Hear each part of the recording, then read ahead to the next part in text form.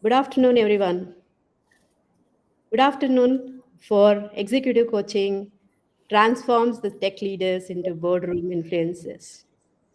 This is our latest executive coaching session offered by SAIB, a global initiative of CSA Bangalore chapter.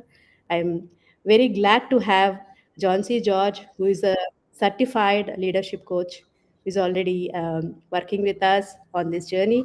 So we are going to take the first step towards that executive journey. Hi, John C. Welcome to this webinar. Thank you, Satya. Maybe we could do a quick, short introductions, John C., and then move on.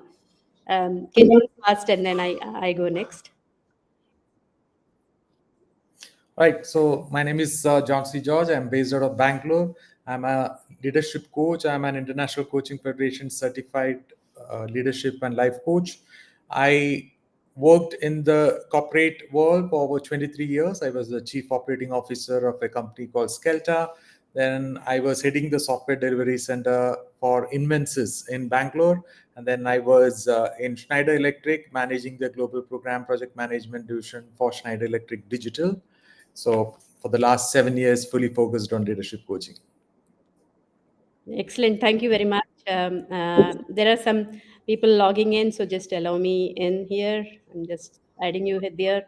Hi, everyone. Nice to have you here on the call, and we'll continue.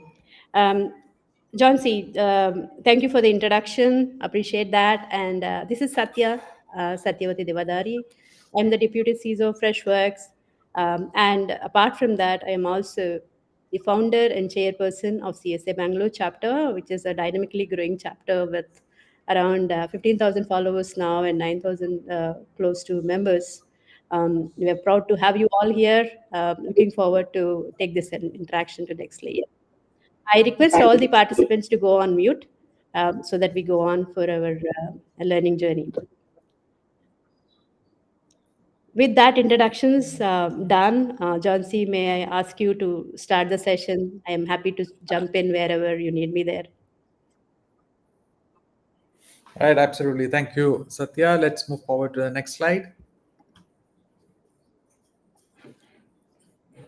Okay, so if you look at today's corporate world, over 60% of mid-career engineers they feel plateaued despite strong performance. And this is from a LinkedIn Workplace Learning Report of 2023.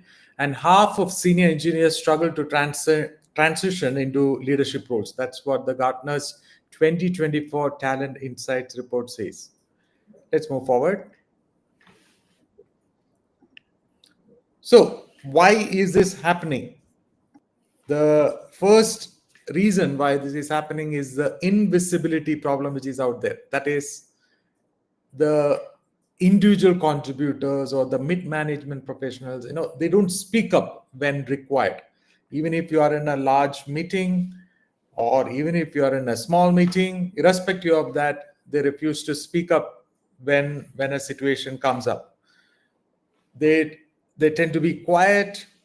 They would let somebody else speak, and when somebody else spoke, they would feel that, hey, I should have shared that problem. I mean, that's what they would say. So it's not speaking up when required is one of the problems. Let's move forward next. The leadership sees dashboard, not the engine. And what happens is, unless we put ourselves out there, leadership won't see what is happening. Unless we tell them what is happening, leadership will not hear what is happening. Many people work in the background, but the leadership doesn't know about that. So that is another invisibility problem out there. Next. And the third is, they're waiting to be invited to speak instead of leading conversations. They would work, as we said, they work like an engine in the back end. When there is a situation that comes up or when there is a need to speak up, they don't. And when there is a situation that arises, they don't. Even if they want to share the success story, they won't. they are waiting to be invited instead of leading conversations even in the boardrooms. Next slide. That is the influence problem. We just said that they need to be dashboards, but we cannot have complicated dashboards in today's world. It is not about showing red, green, and a lot of information out there, but it is about showing least amount of information which can help the executives take the right decision. Less complicated, simple, actionable information is what they need to take information, to take decisions. So those kind of information is something they should be able to provide. Next. The other important struggle is, today we are living in a complex matrix organization. A lot of people have multiple managers. A lot of people have people reporting to various different stakeholders, and there is no relationship that is built with the stakeholders. When there is no relationship, and one of the reasons is that they don't network enough, and that is also a challenge. When there is no relationship built with stakeholders, what would happen is decisions slow down. A lot of times decisions do not happen just because of the processes. A lot of times decisions also happen because of the relationship that is built in the organizations, and things move fast because of the relationships that are built in the organization. And today many of our employees, they don't have that relationship built, and that's a challenge. Next slide. Next one is the lack of the right language for showing return of investments. Lack of the right language for projecting the risk. Lack of the right language to influence the respective business heads. Here, what I mean is, when you are sitting in a boardroom, you will have the CEO in the room, probably the CFO in the room, the CTO in the room, the CIO in the room, the CMO in the room. They need information in a way they would understand. They need information in a way they have to take action. So unless we use the right language which they understand, they will be lost. And that's another challenge that's being faced. Next slide.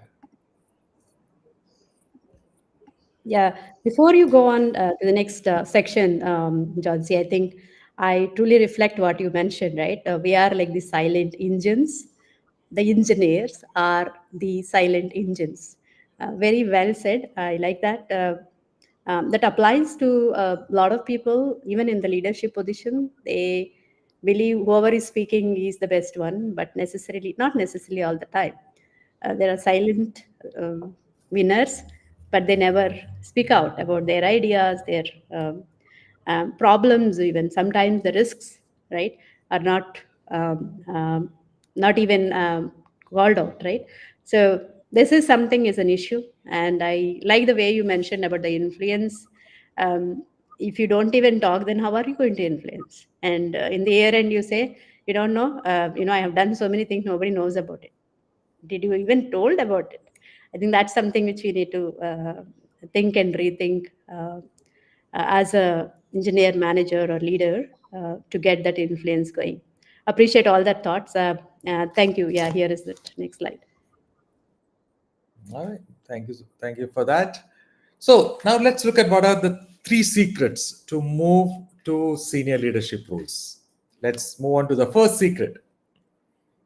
The first secret is the mindset change. The engineers, the managers need to move from that tech fix mindset to solve for the business problem that is there in the organization.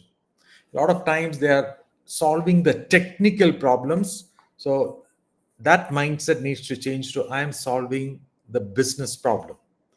The second is a lot of people are looking at getting rewarded or looking for appreciation all the time. I'm not saying that is wrong, but Now the managers, the engineers need to look at how they can shape the organization direction.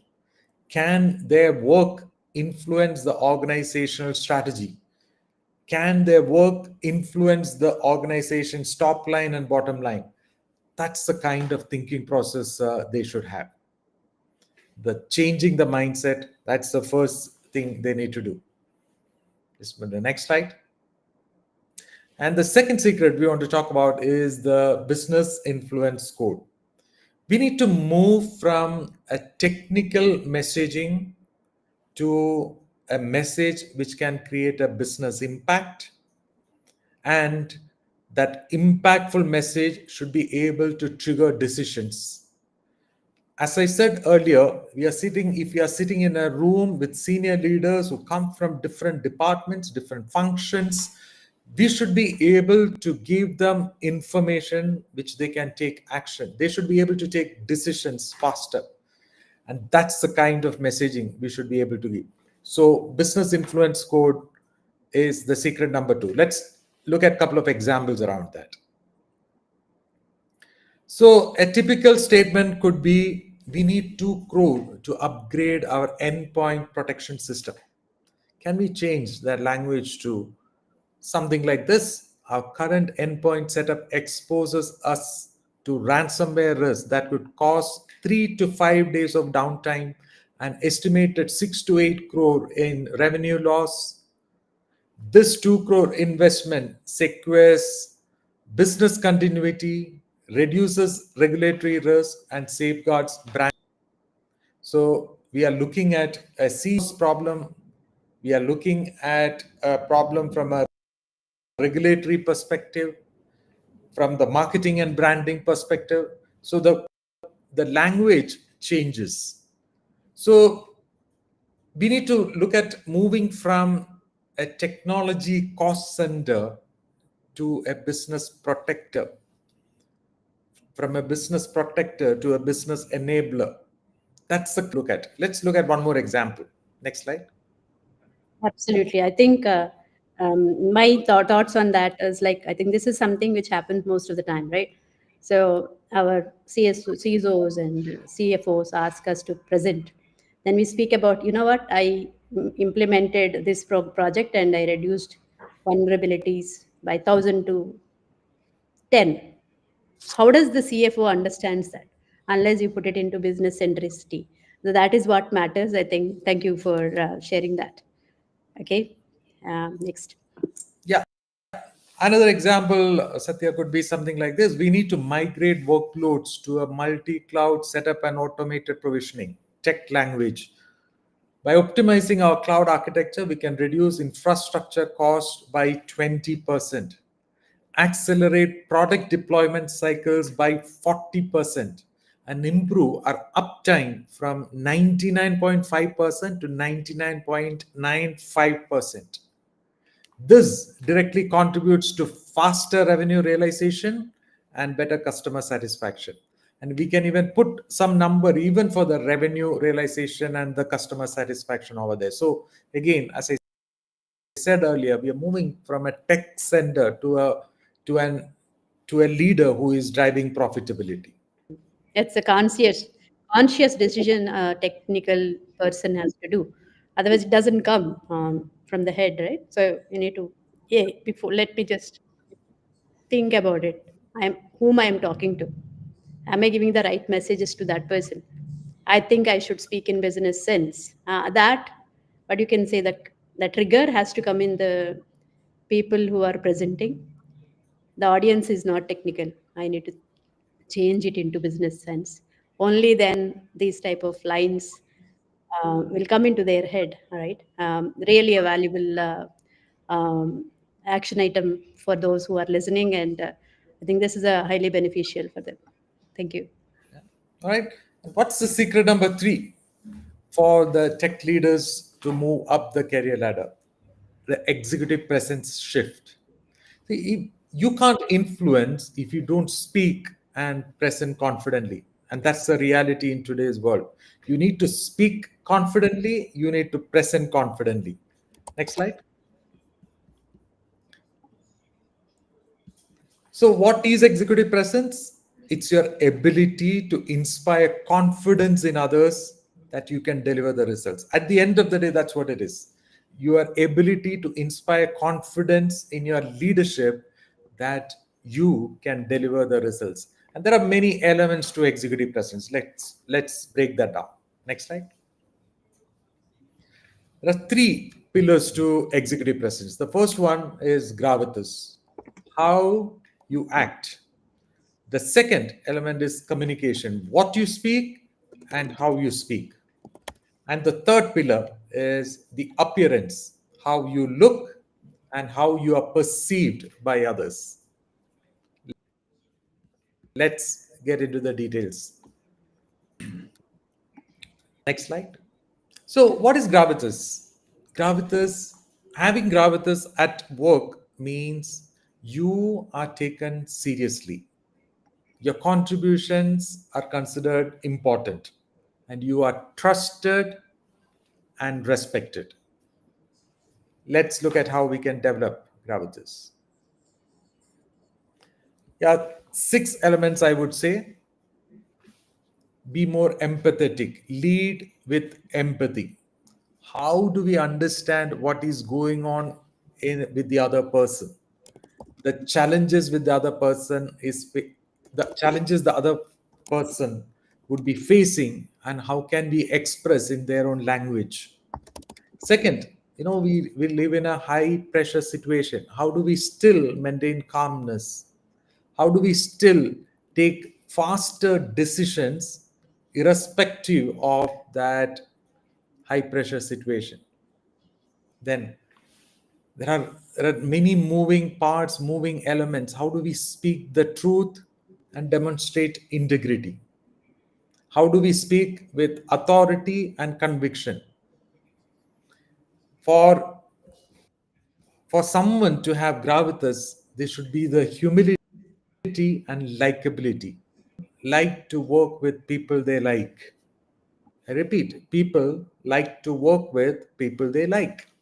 So the leaders are looking at other people who they love to work with. Why would they promote a person who they don't like? That's the reality. So for you to develop gravitas, these are some of the elements we need to work on. Next slide. The second element of executive presence is communication. What you speak and how you speak. So there are three critical elements in communication: the words that we use, the tone of voice, and the body language. And how are they distributed? Next slide. You look at the research says that 55 percentage of the communication, the influence is created by the body language. 38 percentage is influenced by the tone of voice, and only 7% is influenced by the words. For example, I can say something like this. So there are three critical elements to communication: body language, words, tone of voice. Body language contributes to 55%, tone of voice contribute to 38%, 7% words. That's how the whole communication works. The influence of communication is by these three. Instead of that, if I say 55 percentage, the tone of voice, the body language, all that matters. So the leaders need to develop those skills. They need to learn how to have influential body language, influential tone of voice, and, like as we said earlier, the right choice of words. Let's move to the next slide. The next is body posture. Body posture is crucial as it communicates confidence, authority, and engagement, shaping how others perceive you. If you look at this image, which is over there, the same person, you can see how the body language reflects the confidence in that person. So body posture really matters. When you are in a boardroom, What's the kind of body language you show over there? Now, do you slouch and sit, or you sit confidently? Next slide. Appearance. The reality is, we form an opinion about a person even before they speak, purely based on the basis of how they are dressed and groomed. It has nothing to do with the features you are born with, but it is about the appearance. People create some perception in their mind when they look at the other person. Let's imagine this. You are the interviewer, and a person is walking in for an interview. Let's say that person is shabbily dressed. What's the first impression that comes to our mind? We feel that the person is not serious enough.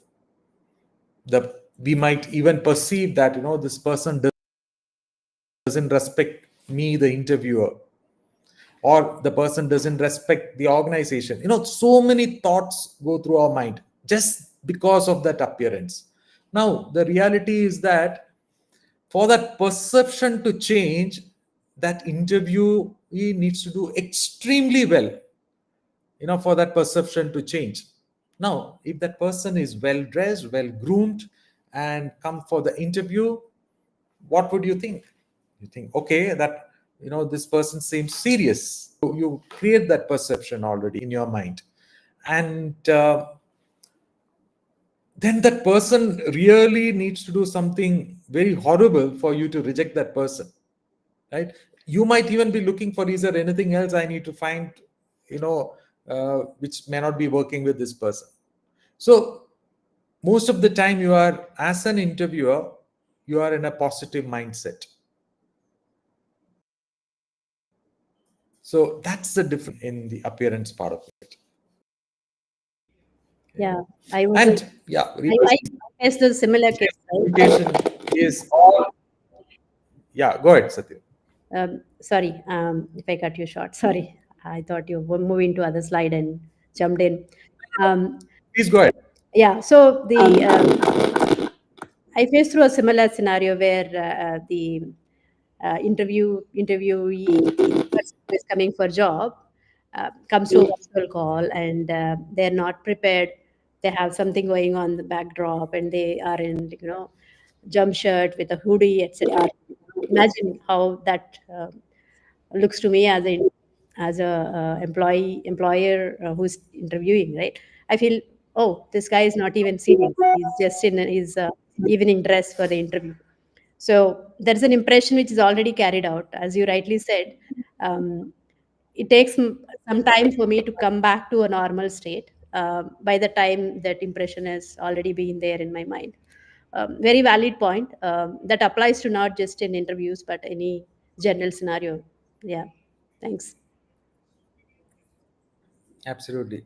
And Rima, I saw one comment over says these days communication is all online, leadership usually scattered around geographies, and hence it is even more important for us to be on video and make sure that our body language is right, make sure that our communication is right, because we have another layer in between us. So even even tougher to have communication online.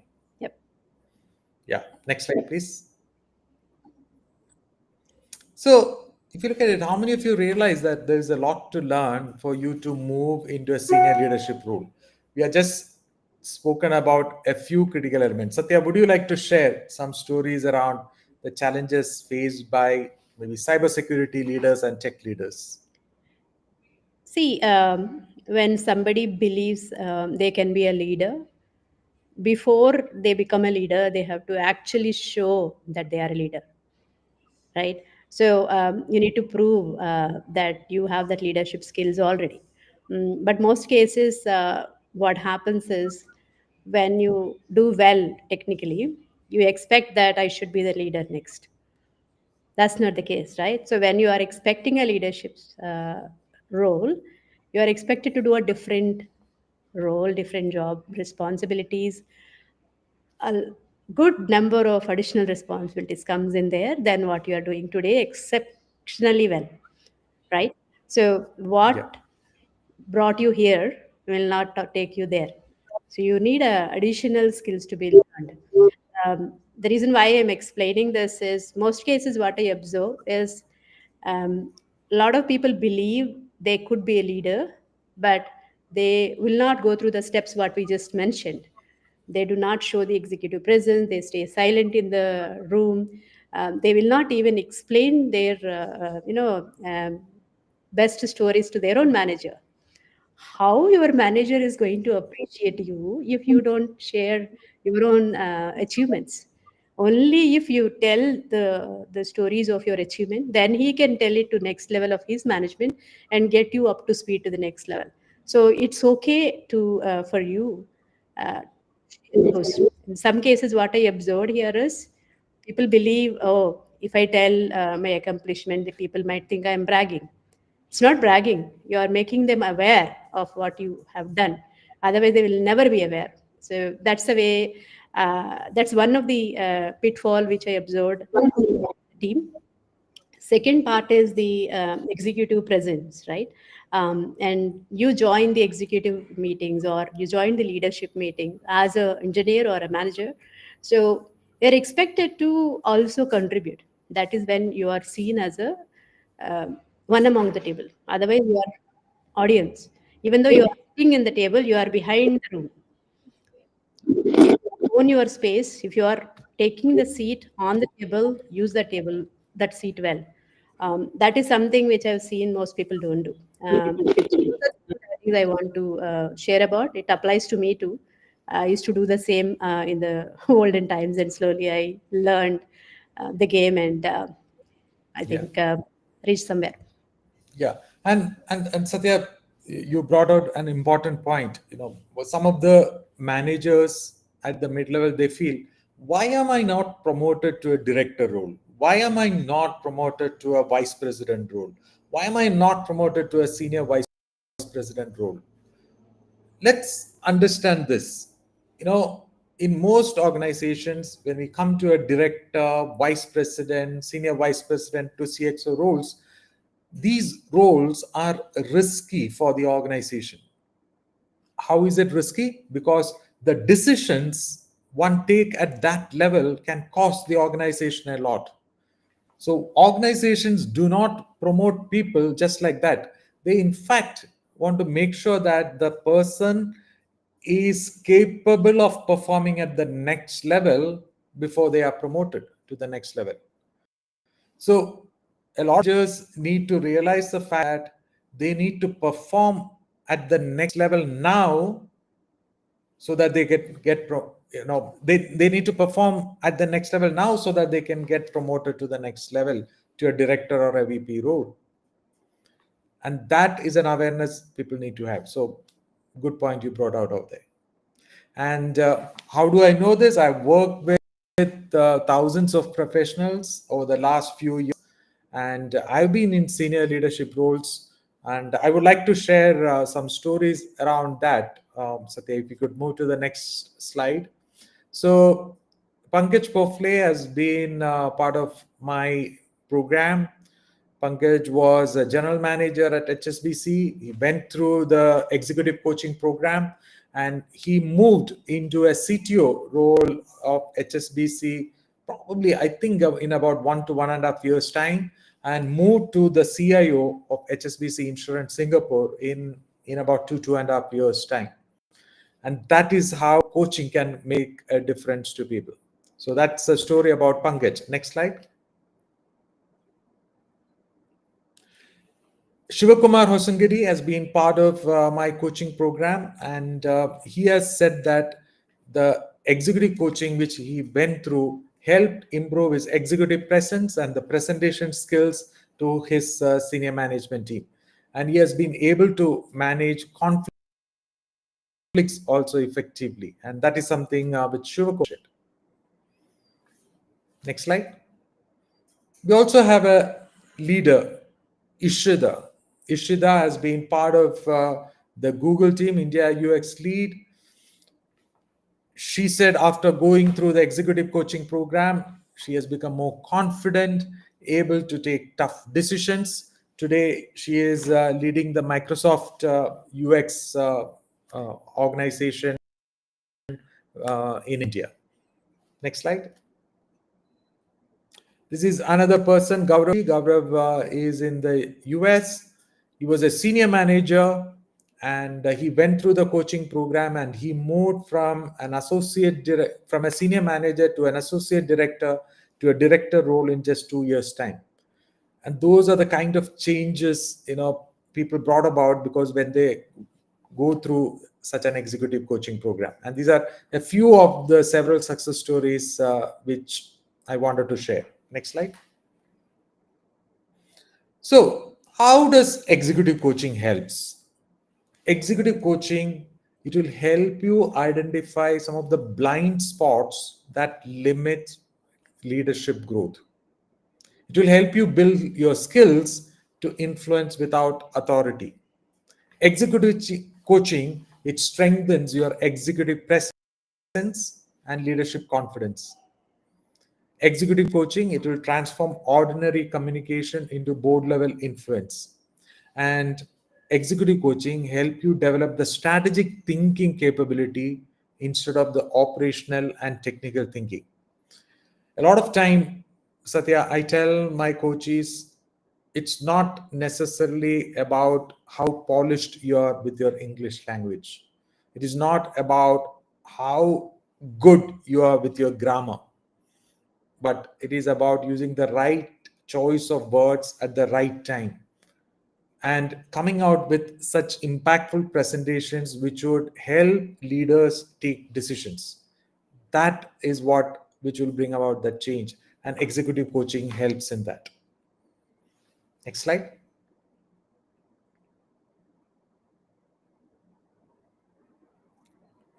So what happens if you don't take action at this point in your career? What will happen is, in this ever changing world, you will continue to remain in the same role while others move up, and you can very fast become irrelevant to the organization. And we have seen thousands of people going through those kind of challenges in today's world. And that is why we have designed a special program for you. And I would love Satya to take us through that program. Over to you, Satya, from the next slide onwards. Thank you, John C. I think there are a few people who met you in the last conference. I think Samina, who met you in the last conference, it seems, Delta in 2007. She is happy to connect with you. So, hi, Samina. Hi, Samina. Hi. Hope you got all the messages. You have any questions or comments, just keep telling. You can also unmute yourself once we finish our session. You can even ask our questions. Just hold on your thoughts to ask. I just have 5 minutes where I'll explain you what the program is all about, and then you could ask your questions. With that said, what is this program all about, right? So, as we just discussed, most of the time, the engineers are the engines behind the vehicle and not visible. Only people see is the dashboard, right? Nobody knows what is in the engine. So, how do we move from that back in the back backdoor places or back end work to the front and become an executive is what we focus on in this program. So it's a collaborative effort between Coach Jansi and CSA Bangalore. Our initiative called as SAIB, a global initiative. We are planning to conduct this training as a global program. So what does it cover, right? We just discussed about few elements. Leadership in the AI range, in this age, it is more than technical skills. Technical skills is something you inherently have or you might have learned throughout the period, but the skills are what takes you to the next level, right? So that is why this is essential. Second is there are many new leaders who are there who are coming with exceptional technical skills, right? But they lack in areas like influence, areas like agility, and the strategic clarity. How do I explain this in layman's language? How can I make this simple? How can I make this strategic in nature? So that's something missing. And third one is in this globally disruption happening after pandemic, mostly we are in digital world, right? How can we express ourselves very you can say with a high empathetic and emotional way, or so that empower people and influence people. And the final one is about executive coaching itself. Why it's needed is because there are cases where you require a coaching related to technical skills. Let's say I want to become a CSP, go through a program and become that, right? Whatever the focused skill is, what about those skills which are highly needed for you to take to the next layer and make you stay there?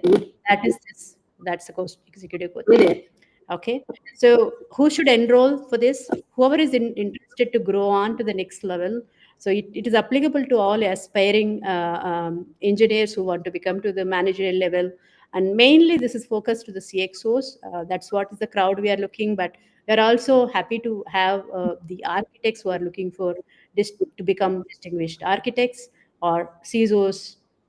They want to become CISOs, or you are looking to become a CTO. All these require executive skill, right? That's what we are looking here, and also specifically for those who believe they have all the needed skills, but they do not have the leadership orientation. That's what this will focus on. Okay, how are we going to achieve it? What are the outcomes we are driving, right? What I think John C have touched upon few areas. I'll just give you more. One is strategic communication. We spoke about make your dashboards not complex, but make it easy and simple. And how do you tech to a business? And then how do you talk to stakeholders and at the board level? And then how do you create the decision based on risk, right? How do you take the decision based on finance, not based on the technical elements? And then how do you make yourself much seen as a executive or a leader than otherwise, right? And how do you make your own personal brand? And how do you expand your influence across cross functions? So those are the outcomes this program is covering. Then there are sections or chapters for covering that. It includes kind of discussion orientation sessions like this, and also we are planning to have some engagements and workshops and case studies, as well as capstones where you work together in groups, and then we deliver. What we can say, we look forward to how you are growing from week 1 to week 2. So that's actually a continuous self assessment and learning from peers. That's the way we are planning to build this curriculum.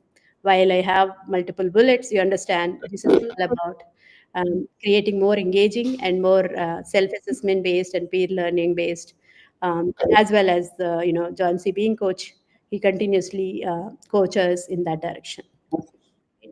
Um, and then why this is unique, I think you've already heard John C. He's a certified coach, internationally certified coach, and then he has already trained CXOs, and then and I will be supporting him in the cyber and technical area. Wherever we are having the technical areas, then I will be supporting him as a additional speaker or a trainer along with him. And then we are going to have it as a cohort based. So the group whoever registered will act as a small group, and we continue with that group. So you learn from your group, as a peer-based learning and networking do happen.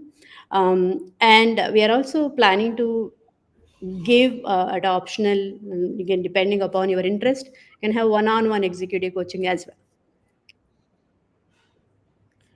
How long it is going to go? It is a 10 weeks live session with a reflection going on and assignments, etc. It will be 2 hours a week. Every week you have to spend 2 hours, and then we are looking for anywhere between 20 to 40 size of the cohort.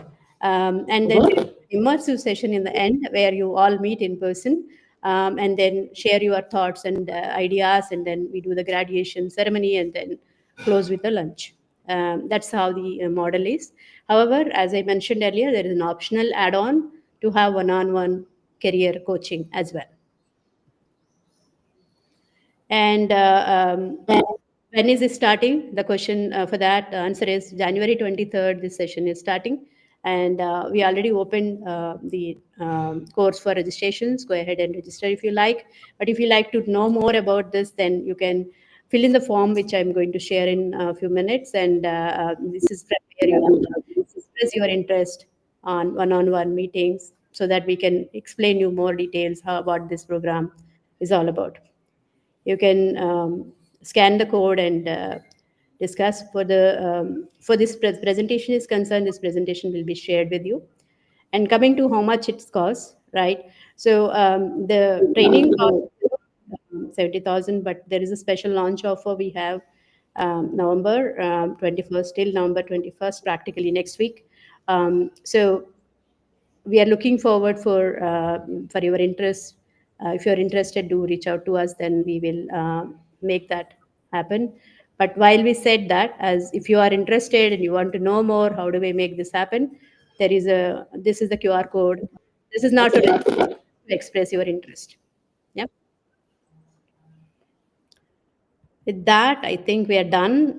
Do you have any questions? Any of you? Whoever is in the call, you can unmute yourself. Whoever is on the LinkedIn, you can chat so that we can see the comments and answer you.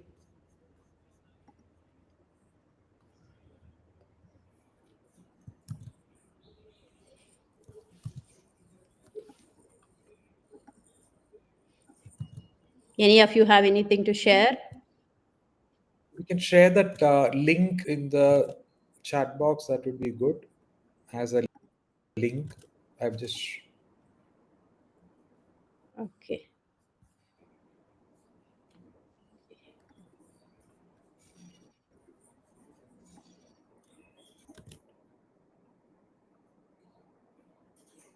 so by filling up this form, we will set up a one-to-one conversation with you so that you understand what the program is all about in detail. And this is a one-on-one session which we will schedule based on the input you're providing.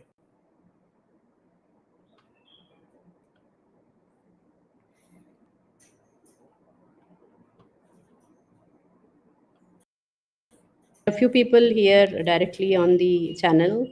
Do you, any of you want to share your thoughts? You're now on the screen. You can unmute yourself and start talking. Yeah, the session was excellent, and it was nice to hear John C. Really, it is a need of the hour, executive presence in this fast dynamic world. So, really, this program is very helpful. And if you can share the recordings, I can share with my friends also, whosoever needs, they can join them. Sure. We Yeah, will be, this is actually accessible on LinkedIn right now as a live session and as a recorded session also. We can definitely. share you the link. Yeah. Yeah, yeah, Then, that will help. have any Yes. questions or any comments regarding the session? Hi, Jansi. This is Samina, and I'm not sure if you remember me. I was part of Skelter in 2007, and it was great working with John C. He has great leadership skills, which I cannot forget. I have joined now from US just to interact with John C. And this session was really useful. I'm glad I joined, though it's a midnight here. One question I would like to ask my mentor, that what if I had to pick one leadership skill that new leaders should master first? What would it be and why? Like there are so many skills, and what the skill prioritization? Like what should be the main thing first? I would say influential communication skill. Absolutely. So Okay. in today's world, leaders have very limited time. They do not have the patience to listen big stories. So you and help them take action or take decisions very quickly. So provide them that information that is required so that they can take the decision. So influential communication skill is the topmost skill, I would. That's a great thought, Johnsy. Thank you very much. Thank you, Samina. I know that this is actually odd time for you to join. Appreciate that you've taken your time, valuable time to join at this time, which actually shows the seriousness you have on this program. Thank you. Yeah, it was my pleasure to join Johnsy's session. Okay, great, great. Good to know. Good to know. Thank you, Samir. Yeah. Appreciate that. Any others have any comments? Thanks, Gajanan, for the earlier. Yeah. Yeah, thank you. Thank you, Gajanan. Anushri or Praga, you want to add any comments?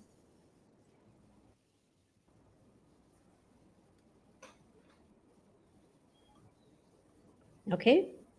That seems not to be the case. Then, if this is, I think we came to the end of the session. We expected that this will go on with some Q&A.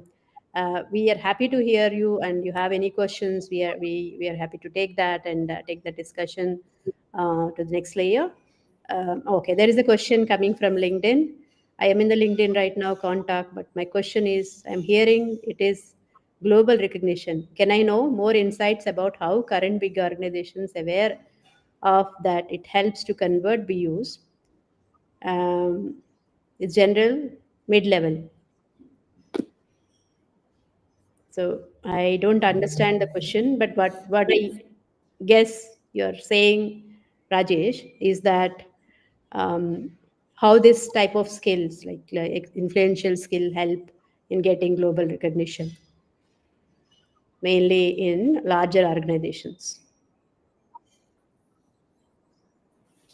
Rajesh, we assume that's a question. So, both I and Satya, we have come from global organizations. We work with global organizations and go up the career ladder because of these skills which we acquired over a period of time.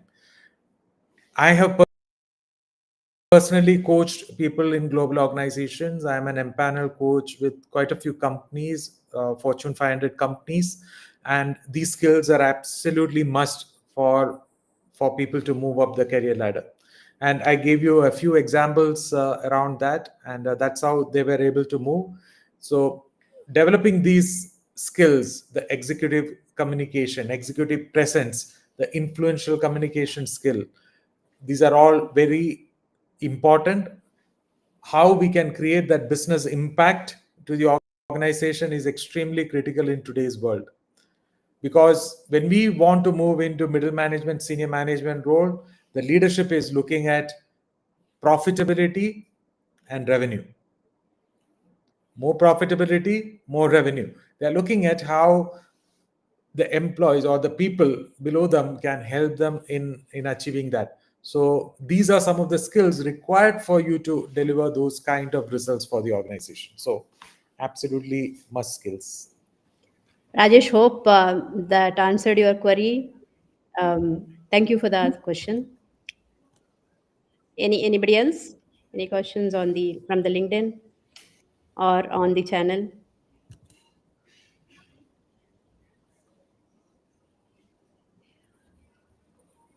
Okay, just giving 30 seconds more for Rajesh. Maybe he's responding. Um, I think this is a great learning journey so far, John C. I think just I want to give a little more inputs for this group. One, we launched newsletter on executive coaching, which started today. So every week you will be getting the coaching sessions in your the newsletter. Just do subscribe so that you keep getting them in your mailbox as well as LinkedIn. Second option is that we launch these webinar series today. We'll continue to do that till January. After that, we will have the training sessions. So keep looking for our um, upcoming executive coaching webinars, and we want to continue the journey with you. With that said, thank you very much for being an excellent audience. Have a good day.